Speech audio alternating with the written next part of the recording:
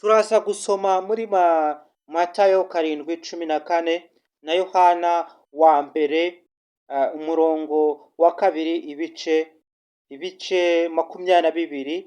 Umunyabinyoma nuhakana Yesu Kristo. Ibyo nibyo turi bwibandeho dukomeza n'amagambo Papa Francis yavuze ahakana avuguruza amagambo yanditswe muri Bibiliya n'Imana, byose abihakana ngo ni Antikristo. Antikristo bishatse kuvuga iki? Ndaje bibasobanurire.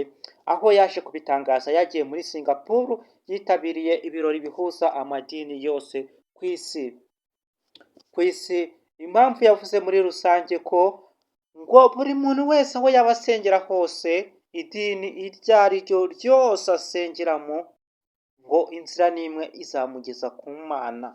Niko yavuze, kuko atavuze ngo abemera Kristo cyangwa se abemera idini Gatolike nibo bazagera ku Mana. Ibi yanze kubigaragaza. Impamvu atigeze abigaragaza ngo ni uko kugaragaza ko kuganira n'undi muyobozi mugenzi wawe cyangwa se uri pasiteri, uri padiri, uri shehe, ugaragaza ko idini ryawe ari ryo rirenze ayandi, ibyo byatera intambara zihoraho n'amakimbirane, ngicyo ntacyo byaba bimaze. Ngahubwo amadini yose namwe ngo n'inzira n'imwe itugeza ku Mana. Ibidutandukanya n'indimi tuvuga, aho dusengera n'amadini. Ibyo nibyo bidutandukanya. Nkomeza kubabwira ngo mukore subscribe, like, comment, ni iby'agaciro muri uyu muryango wanyu Pero TV show.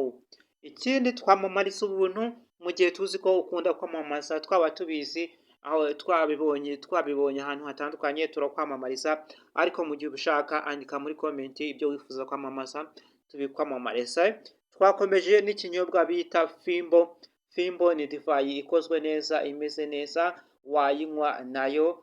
Dukomeza na Action College. Action College ni ikigo gikataje mu kwigisha indimi zitandukanye za TOEFL, IELTS, n'abakeneye kwiga gutwara imodoka porofeswari na perime kubibona ni igihe gitoya. Iki kigo giherereye hariya Remera na Nyabugogo n'ahandi hatandukanye. Twakomeje twe nuko dukora, turi abakorerabushake. Nawe ngwino muri uyu muryango, ikaze.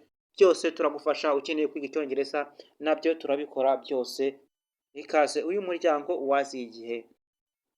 Dukomeza, uyu mupapa yagiye ahindura ibintu byinshi, aho yemereye abatinganyi kuba bahabwa umugisha nabo bagasezerana.